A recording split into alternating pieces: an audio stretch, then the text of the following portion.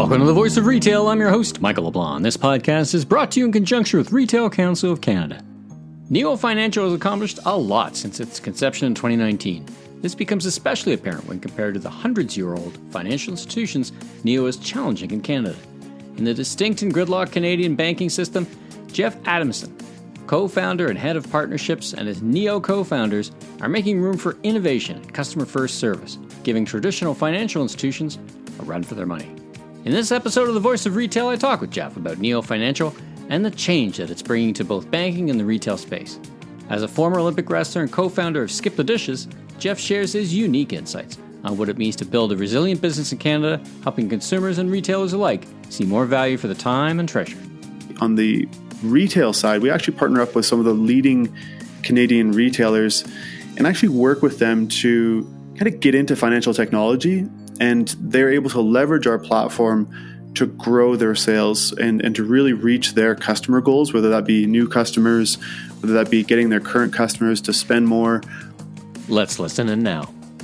Jeff, welcome to the Voice of Retail podcast. How are you doing this afternoon? Living the dream, Michael. Thanks for having me. Well, it's my pleasure. I mean, such an interesting background, an interesting space you're now in. I got lots of questions, so I'm really looking forward to this. And let's just jump right in. Tell us about yourself and your background and what you do at Neo Financial.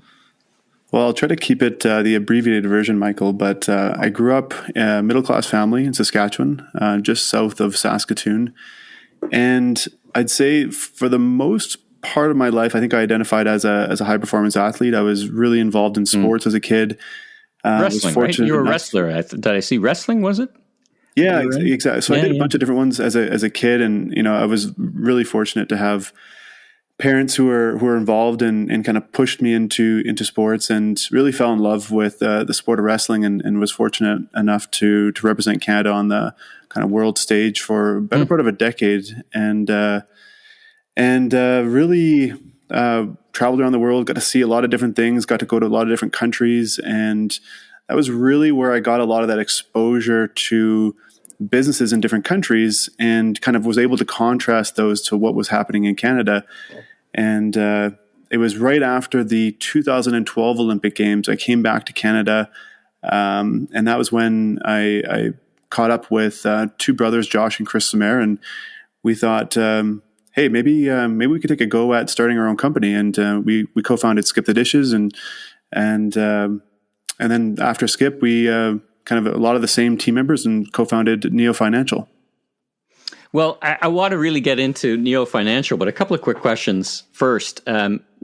Just on that personal note, as a high performance athlete, what lessons did you kind of bring to the business world? What do you think was the most beneficial? Because it takes a tremendous amount of sacrifice of time and a lot of other things. But do you find, would you advise anyone who has the opportunity or any way, shape, or form that you brought with you lessons from that experience?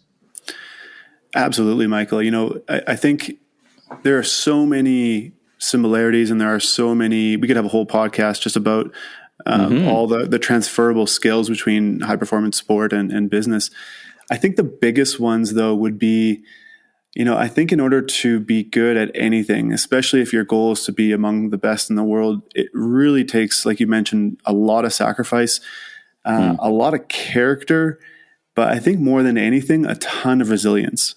And I think there's been some people you've had on the podcast, they talk about some of the challenges that they've had and all the times they've been knocked down and have to get up. That's basically, no one does a sport and never loses.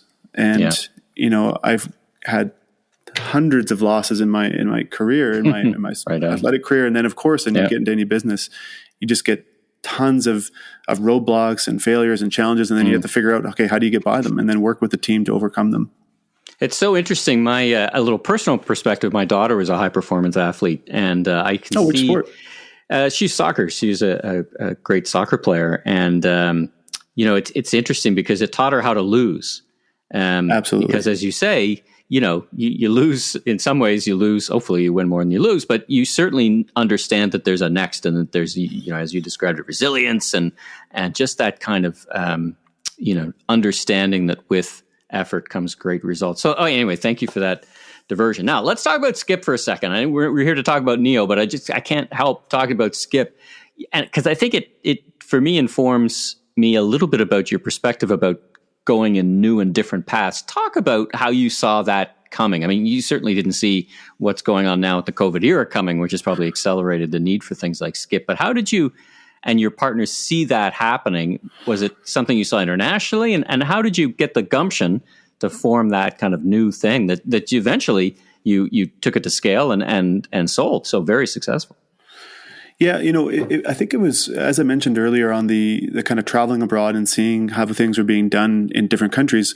My partner, actually, Josh Samara, he was actually working as a banker in downtown London. And that was where he kind of got, I think, firsthand exposure. And I had seen it as well in a lot of other countries, but it was really Josh that said, hey, there's all these on-demand services in a lot of these large markets.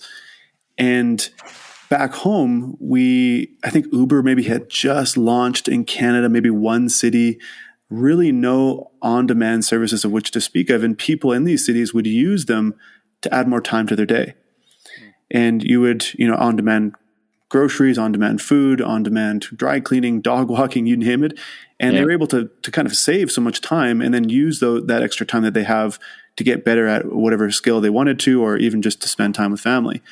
Mm-hmm. And we looked back in Canada and there really wasn't a ton. I think at the time only about 5% of the restaurants in Canada offered delivery. And we thought, well, and they were all pizza parlors, right? They were pizza, Chinese food. And and even the restaurants that did offer delivery, it was a real pain in the butt because it's logistics. It's a lot different. It's like UPS trying to open up a restaurant. It's really a different skill set. So maybe UPS will try that. I don't. Yeah, who knows, man? Listen, who knows? But but it was that. So we saw that gap there, Michael. And I think the other piece was that Canada is really a net importer of consumer brands, and there hasn't been a lot of consumer brands that have reached a national scale in the last couple of decades. You've got the breakout ones like Lululemon. I mean, BlackBerry was one of them. Yeah. But outside of that, there really just wasn't one. And we thought, well, listen, if we don't do this, someone else is going to do it. And we already seen how they were doing it in other countries. And we thought that we were really proud Canadians. We wanted to be the ones that were going to be to build a brand that we thought could reach scale. And it's so we started up. It was way harder than we thought. I think that entrepreneur ignorance and blissful ignorance in the beginning was kind of what allowed us to start. But got you through, yeah. And so that was kind of the gap and the opportunity and some of the motivation as well. Interesting. And coming from the prairies, operating from Saskatchewan, I've found uniformly my friends from Saskatchewan, they're hard workers. I mean, the value of work well done. So I also find it interesting that you stayed in Saskatchewan, didn't move to a Vancouver or Montreal or Toronto, and then you operated it generally out of the prairies. Was that an advantage for you, do you think? It gave you a clear-eyed perspective on the rest of the nation? I think that there's a ton of merit to, and I don't actually think that Skip or even Neo for that matter could exist anywhere else because of the type of people that we were able to bring together. And, one of I think the choruses that we sung quite a bit at Skip and again at Neo is really putting the prairies on the map. And in the prairies, listen, you're going to find some of the hardest working people that you've ever met. Yeah. But at the same time, this down to earth mentality that is, I don't know if it's a small town thing or what it is, but no one's really trying to prove that they're better than one another. They really just want something that's meaningful, that's going to have an impact, and that they can work hard towards. And I think that's what Skip has given people when we started it up. And then at Neo, it's really this idea that, hey, we can build a multi-billion-dollar brand anywhere. But we want to do that here in the prairies. We chose to do it here. And there was obviously a lot of pressure for us to go to San Francisco or Toronto or New York to do that because of, that's kind of the narrative that people know. Interesting. All right. Well, let's talk about Neo. What is it and what's so disruptive about it? And why was that? That seems like a daunting task to disrupt Canada's financial institutions, but tell me all about it. Yeah, I think to understand Neo, you really have to take a step back and understand the context. And to understand really how Canada is so different than many other places in the world. Canada is actually one of the only places in the world where 5 companies have over 90% of the banking market share. So it's just dominated by these, kind of an oligarch group of companies. And whenever you have a situation where you have a couple companies dominating, generally the consumer is not the one that wins.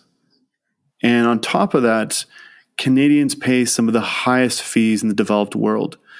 So, if we were paying lots of fees, it would be, one thing, but are we getting more value out of it? And, we pay some of the highest fees, but we also get next to no savings rate on our deposits. There's lots of strings attached and hidden fees. And a lot of the banking system is built on this 1950s coding language called COBOL. And it's just not designed for, I'd say, the modern consumer. So what we're trying to do is really provide a banking system that is more fair, is more inclusive, that's more transparent, that's more modern, something that people will actually enjoy using. So we operate currently 2 products for consumers, and that is a next generation MasterCard that gives Canadians some of the highest cash back in the country. So it really allows them to stretch their dollar and get more bang for their buck. We also have one of the leading high interest savings account with really no strings attached. So I think at the moment it's about 1.3%, roughly 20, 30 times higher than the big 5 banks, and really making it easy for people to interact with us. So it's a lot of modern tools to manage their money. And that really ties into a marketplace of personalized offers where the more people actually use their NeoCard, the more personalized cash back they get. So that's the consumer side, Michael. And then on the retail side, we actually partner up with some of the leading Canadian retailers and actually work with them to kind of get into financial technology. And they're able to leverage our platform to grow their sales and to really reach their customer goals, whether that be new customers, whether that be getting their current customers to spend more, or even to retain the customers that they have.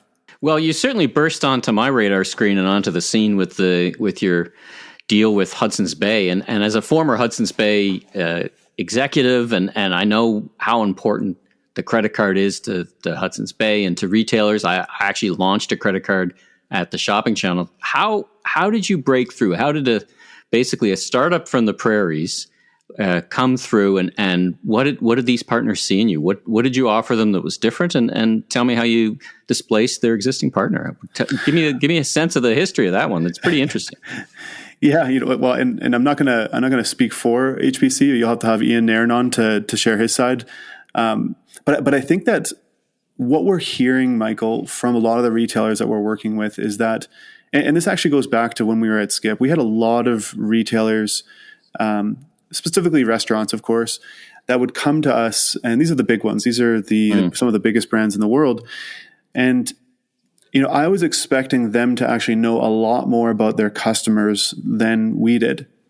And a lot of the questions we were getting asked from these brands were, hey, we want to know what our customers' frequency is, or where else are they shopping, and we want to be able to increase their loyalty, and what share of wallet do we have with them. And I kind of just assumed that they had this information. And what we realized was that a lot of the data that a brand would need in order to really understand their customers was trapped within the financial system.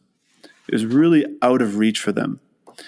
So part of the strategy here at Neo is really partnering up with these retailers and helping them form stronger relationships with their customers. So from day one, we didn't build Neo with the thought of partnering up with retailers like Hudson's Bay as an afterthought. We really built Neo specifically to partner up with retailers so that they can, acquire new customers or build financial relationships with their customers, gain better data and understand them a lot better, grow their share of that customer's wallet. So all the integrations, all the technology that we built, all the personalization has all been built from day one, from the ground up, completely in-house. I think we have about 95% of our technology is built in-house. Wow. And that has been built specifically for a brand like Hudson's Bay, who really uses their card portfolio to build a deeper relationship with their customers. Well, I was going to say it's interesting because, again, having been behind the scenes at Hudson's Bay a decade or two ago, I know how complex their payment systems are. And of course, it's mission critical. And it's interesting to hear you talk about building from the ground up integration with their systems. And it's not just Hudson's Bay, of course. Every retailer has complex POS systems. Is that a strength? Is that a strength for you? Because I'm so intrigued by the fact that they would choose someone who wasn't built on a common platform, for example, like riding on the rails of something else. Tell me about that. Well, I mean, the nice thing is that, we're on the MasterCard rails, so virtually every retailer is also on those rails. So that makes kind of getting going with a retailer very, very easy.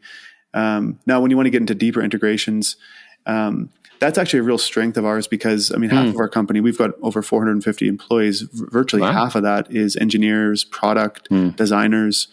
There's not many financial institutions or fintechs that are in this space that are really composed the same way we are.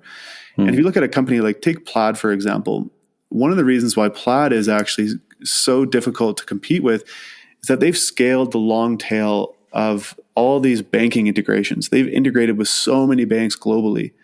And that is really our strength as well, is that we're able to integrate quite quickly with very little work needed from the retail side and really, and then start kind of pulling back the layers and figuring out, okay, hey, how can we actually drive a higher share of wallet from your customers? How are we able to leverage, out of store spend to really create more value for the consumer? Because ultimately that's really what most consumers want, is they want to be able to engage with the brand, but they want to get more value. And by relevance, understanding, right? It's about relevance. I used to have these long discussions about the communications, and we tried. We had pretty good, back at HBC, when we had HBC Rewards, we had millions and millions of members. And so we thought the cross-pollination, cross-shop, cross-sell. But it was really, how do we make the message more relevant? And relevance means generally success, right? Talk to me about something that's relevant to me, right? Well, and that financial data, Michael, is so informative in understanding the motivations of a person. And I think that's really what has been a struggle for a lot of retailers, is that this data has always been kind of out of reach for them. And it's always been difficult to use and to access and leverage. And, the Bay, among many other retailers, they don't want data for the sake of data. They want to be able to leverage this. And actually have a great conversation with their customers and be relevant, create value, and really have a position when it comes to a payment strategy, which a lot of retailers in Canada are just starting to wake up to, because they've seen the success of Loblaws and Triangle, and Walmart has really reinvented their program. And so we're really making it easy for everyone else here in Canada to get in on that action. So it basically provides the insights that, for example, some retailers get from third-party coalition programs put together, right? Because you can get that kind of data with a second license plate, so to speak, at the transaction level, right? But one and done is pretty seamless, yeah? Yeah, and well, even just think for a moment, Michael, about the moment the transaction occurs at any retailer. It really is this transfer of value away from wherever you're spending your money to whatever points program that you're a member of. So let's just say that you have an Air Miles card, for example. If you go and spend money at your favorite local grocery store, the interchange fees that those retailers are getting charged is getting converted into a currency that, generally speaking, can't be redeemed back at the store you purchased at. So as that retailer, that moment that transaction occurred was really a value transfer away from them to someone else. And not even really to the consumer, because it gets converted into generally a currency that can't be used as cash. So I think I think people are waking up to this now. And that's why more and more retailers are contacting us and saying, hey, Jeff, how can we actually create a payment strategy? And that's where we really start getting involved in helping them out. Well, you said the magic word, or some kind of word, fees, certainly prominent on the minds of retailers, even pre-pandemic. In the before time was fees that they had to pay for credit card, and it's certainly now even more so with the great acceleration. More e-commerce means more as well, more cashless transactions. So what role does Neo play? It's a huge issue. Is there a solution that you have for retailers that can help them manage their fees and the complexity of cards? I mean, I think if I were a retailer, I would also be upset at having to pay out, potentially millions and millions of dollars in credit card fees and really not getting any value in return for that. Not getting any data to better understand your customers and their behaviors and motivations. So I actually very understandably, I'd say, empathize with a lot of the retailers. At Skip the Dishes, we paid millions of dollars in credit card fees and fraud chargebacks. And and I think that the frustration is over the fact that no one wants to be paying for something where they don't really get any value back. And I think credit cards have become commoditized for the most part. They're very undifferentiated, aside from a different loyalty program attached to it. But the card acceptance, it's virtually universal at this point. So it really comes down to, is there a way of avoiding the fees? I mean, that I don't know. It comes down to how do you get more value out of the fees that you're paying? And for us, we're able to use that transaction to power personalized marketing for brands. We're able to use it to give data back to the brands that we work with. And so if you think about it from a customer perspective, if you're a Neo cardholder, the more they use Neo, the more personalized offers that they get. And those offers are generated in us partnering up with these retail brands. And the retail brands are happy because they're able to generate incremental sales that come from all the cardholder spend. And the cardholders are happy because they're getting, 4 or 5% cash back that they otherwise wouldn't have gotten before. So it's really creating that win-win relationship between the customer and the retailer that is really powered on the credit card rails. And again, like we really work with small businesses. We work with about 5,000 brands across Canada from coast to coast. Some of them are mom and pop shops, local grocery stores. Some of them are as large as Hudson's Bay or even larger. So this is a common problem, I think, that we're solving, this pain point that we're solving across the whole spectrum, across all retail categories, grocery, gas, alcohol sales, retail, clothing, as well as small local brands and all the way up to Hudson's Bay. Well, you've accomplished a lot in not a lot of time relative to this, the hundreds-year-old financial institutions. What's next? It's a funny question for such an organization who's already fast-paced and making big moves international. You mentioned earlier on where and how you made decisions about where to be based. And what's next? What's next for Neo? So I think for us, we want to fix the relationship that Canadians have with their money. We want to include retailers more into the financial relationship with customers and really cut them into the system. Heading into the pandemic, Michael, close to, I think it was over 50% actually, of Canadians were actually in a state of debt hopelessness. They were actually had given up on servicing their debts. And at the same time, the big 5 Canadian banks, I think, have almost doubled their profits year over year during that same period of time. So we really want to bring some balance back to this system. And so we've got 450 folks here in our Calgary office. We just announced we're hiring 300 people in our Winnipeg office. And we really want to become a one-stop shop for really any type of financial service that a Canadian would want, and to really help retailers build these stronger relationships with their customers, to grow their own sales by using the type of financial technology that we've created. And it's very early days. You're saying like we've done a lot. I mean, it feels like just yesterday it was just me and a couple other people here working on this. Yeah. But it's a pretty ambitious goal. But we're fortunate that we've got such a great team that we're doing it with, and we're excited that we were on this journey with a lot of great brands as well.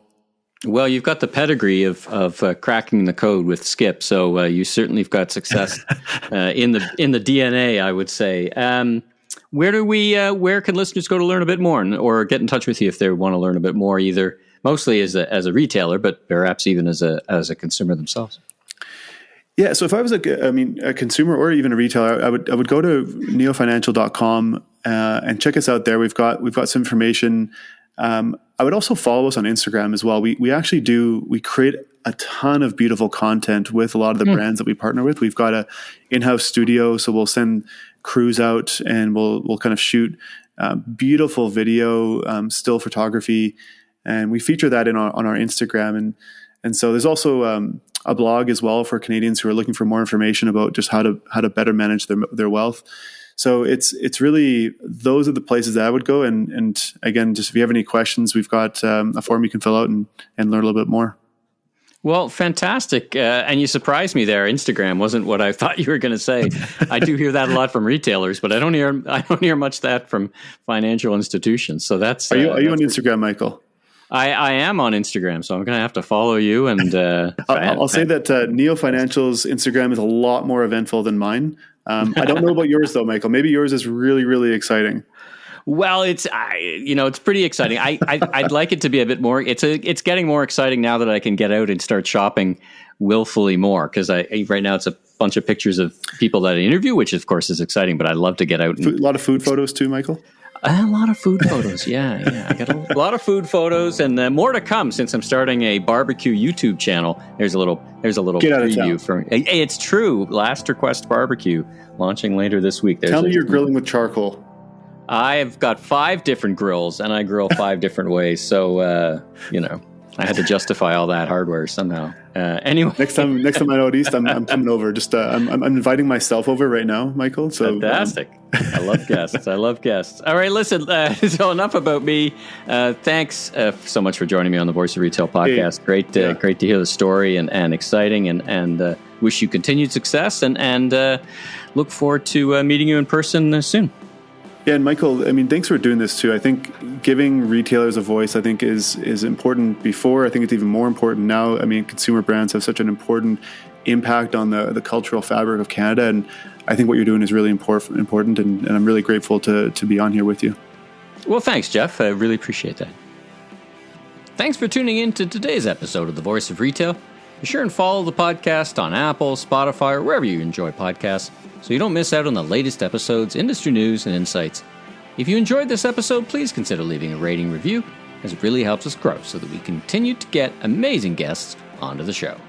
I'm your host, Michael LeBlanc, president of Emmy LeBlanc Company, Inc., and if you're looking for more content or want to chat, follow me on LinkedIn or visit my website at emmyleblanc.co. Until next time, stay safe, have a great week.